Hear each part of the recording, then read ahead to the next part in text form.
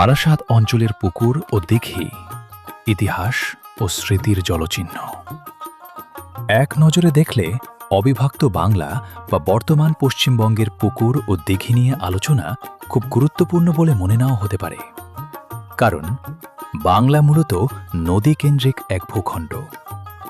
নদী, খাল, বিল ও জলাভূমিতে পরিপূর্ণ এই অঞ্চলে ছোট বড় জলাশয়ের অস্তিত্ব স্বাভাবিক।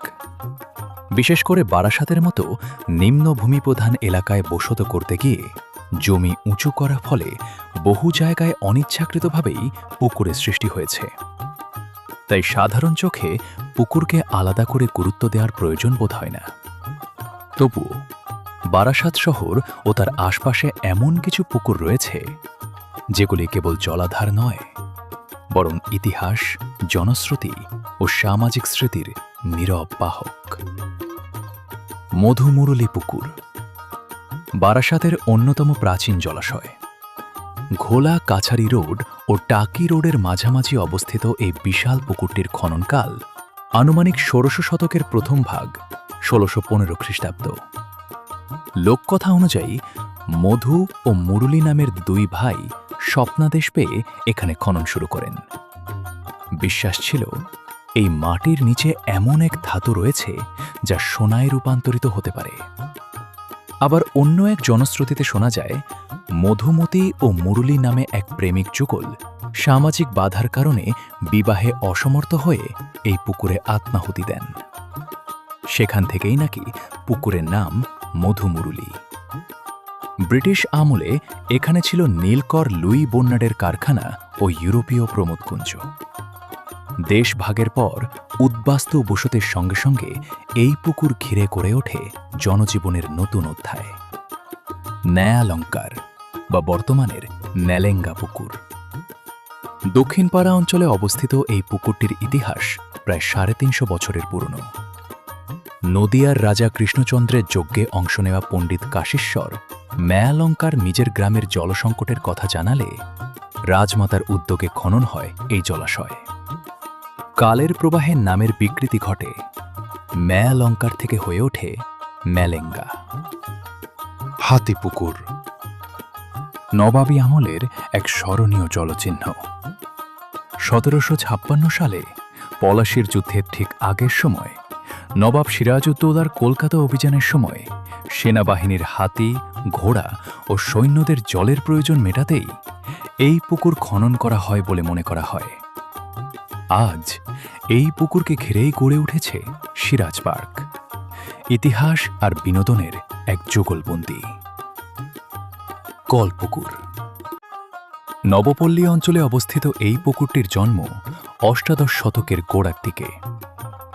ডাচ ও পরে ব্রিটিশদের নীল ব্যবসা এবং সামরিক প্রয়োজনে এর ব্যবহার ছিল। একসময় স্থানীয়দের শ্মশানঘাট হিসেবেও ব্যবহৃত হয়েছে এই জলাশয়ে। শেঠপুকুর যশোহর রোড সংলগ্ন এই পুকুরটি যুক্ত জগৎ শেঠ পরিবারের নামের সঙ্গে। ১৭৭০-এর দশকে রামচন্দ্র শেঠের উদ্যোগে খনন হওয়া এই পুকুর আজও বারাসাত শহরের গুরুত্বপূর্ণ জলাধার। মাকড়সা পুকুর বাদু অঞ্চলের এই বিশাল পুকুরটির নামের সঙ্গে জড়িয়ে আছে মকর সংক্রান্তির স্মৃতি।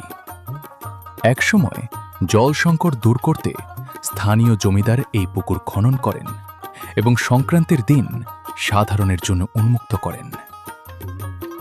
নতুন পুকুর ১৮৬৯ সালে খনন হওয়া এই পুকুরটি একসময় সারা বছর জলপূর্ণ থাকত। আজ তা প্রায় জলশূন্য। সময় যেন তার অস্তিত্বকে মুছে দিতে বসেছে।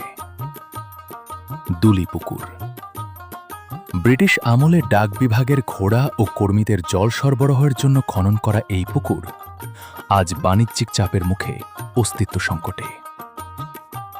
খাটাল পুকুর বা সোমতীর্থ গবাদি পশুর খাটাল ও ইট ভাটার প্রয়োজনে মাটি কাটতে গিয়ে সৃষ্টি হয় এই জলাশয়। পরবর্তীকালে এখানে গড়ে ওঠে সোমতীর্থ মন্দির, যেখানে ধর্ম আর জীবনের সহাবস্থান। পান্নাঝিল ও সেনপুকুর ইটভাটার গর্ত থেকে জন্ম নেওয়া পান্নাঝিল এবং অষ্টাদশ শতকে নন্দরাম সেনের উদ্যোগে খনন হওয়া প্রায় ২২ বিঘা বিস্তৃত সেন পুকুর আজও বারাসাতের সামাজিক ও ধর্মীয় জীবনের গুরুত্বপূর্ণ অংশ। দিঘির পুকুর, ঠাকুর পুকুর, কলু পুকুর, বালি পুকুর, ষষ্ঠী পুকুর, শালবাগান, বনমালীপুর, এই সব জলাশয় মিলেই বারাসাতের ইতিহাস। নীরবে অথচ গভীরভাবে এই পুকুর ও দিঘিগুলি আজও বহন করে চলেছে এক শহরের স্মৃতি, সংগ্রাম ও সময়ের গল্প। আমরা বারাসাত অনলাইন, আমরা বারাসাতের গল্প বলি।